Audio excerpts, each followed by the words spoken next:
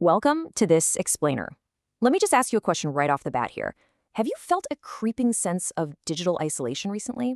You know, that strange, lingering feeling that the internet you log on to every single day feels a bit, well, empty? Like you're scrolling and scrolling through an endless feed, but somehow you're just kind of shouting into a void. Well, look, if you've been feeling that way, you are definitely not alone. And that feeling actually has a name. Today, we're unpacking a really fascinating and honestly somewhat eerie concept. We're exploring echoes in the machine, the dead internet theory. Seriously, think about the last time you were online. Maybe you were reading through a highly charged comment section, or you saw this massively viral post that absolutely everyone seemed to be talking about. I really want you to stop and consider something for a second. Are you absolutely sure you were interacting with real human beings? Or are you literally just arguing with machines? It's a jarring thought, right? But this is the central mystery we're unspooling today. We are going to dig into the data, the trends, and the technology to see if the content we interact with every day is actually human anymore. Section 1. Did the internet die? Let's investigate the theory. Okay, let's dive into this. The dead internet theory is the concept that the internet effectively died sometime in the late 2010s. The idea is that it's now heavily dominated by automated content, bots, and AI, rather than genuine human participation. According to the folks who follow this theory, corporations, governments, and advertisers have essentially flooded the web with automated systems designed to shape trends and scoop up our data. Now, if you've been frustrated by repetitive feeds or suspiciously generic comments, this theory probably validates exactly what you've been experiencing. At first glance, I know, it sounds like the plot of a dystopian sci-fi movie. Actually, scratch that, it sounds a bit crazy. But as you'll see, recent leaps in technology have made this far more plausible than anyone initially imagined. To really grasp what users feel like they've lost, we need to take a quick trip down memory lane and contrast the eras. Think back to the early internet. A lot of people remember this as a sort of golden age. It was all about niche forums, personal blogs, organic discovery, and just spontaneous conversation.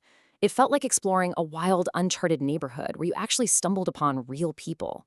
Now, contrast that with today's internet. It's algorithmically curated, AI-generated, bot-amplified, and fiercely focused on monetization. It's highly commercialized now. It's become less about genuine discovery and connection, and frankly, much more about engagement metrics. It's a really stark contrast, and it highlights exactly why people are so nostalgic for the web of the past. Section 2. Evidence of the machine. Investigating the suspects. So who are the primary automated suspects driving this massive transformation? First up, we've got bots. Studies repeatedly show that a massive percentage of everyday internet traffic is literally just software programs imitating human behavior. They're out there posting comments, sharing articles, and artificially boosting trends. So a viral hashtag might look like a public consensus, when in reality, it's just thousands of bots talking to each other. Second, we have AI language models. These are churning out customer service responses, social media posts, and full-blown articles that closely resemble human communication. And third, automated spam. Remember when spam was just that obvious, poorly written Nigerian prince emailing you in all caps? Well, terrifyingly, it has evolved. Today's automated systems create highly polished messages and persuasive content designed specifically to hack your engagement. Now, what's really interesting about this slide is this specific, staggering number, hundreds. Thanks to the unprecedented pace of AI development, there are single websites operating right now that publish hundreds of articles every single day, using entirely automated writing systems. We are talking zero human authors involved here. And the really wild part? Millions of readers consume this content without ever realizing a machine wrote the words they're digesting. It's basically a completely frictionless, automated assembly line of information, operating silently right in the background of our daily browsing. Section 3. The illusion of connection.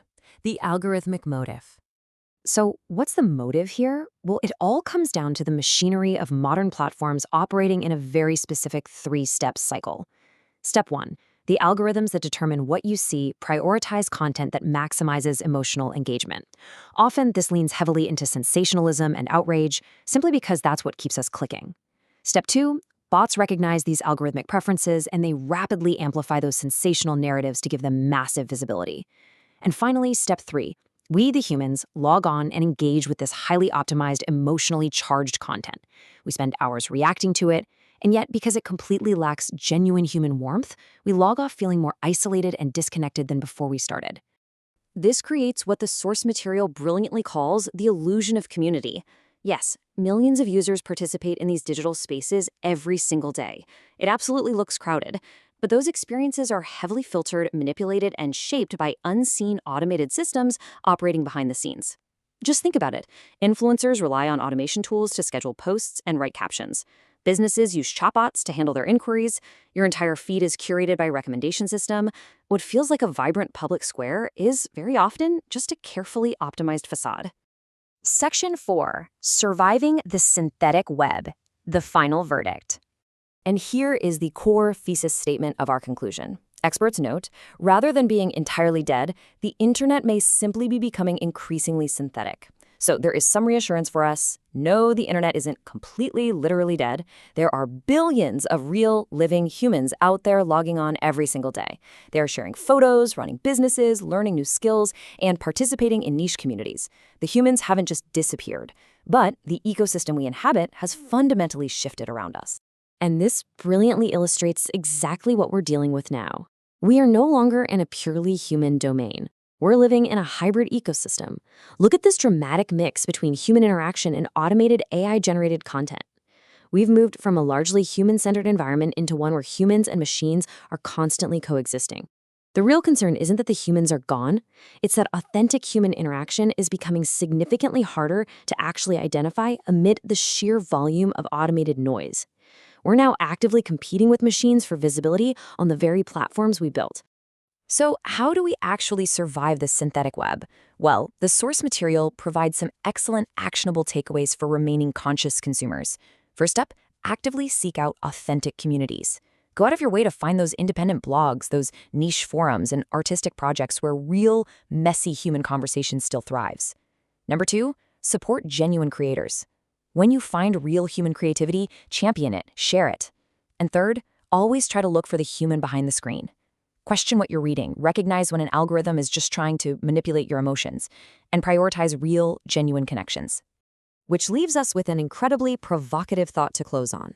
As AI becomes even more powerful and seamlessly integrated into our everyday lives, will future generations even be able to distinguish authentic experiences from algorithmically manufactured narratives?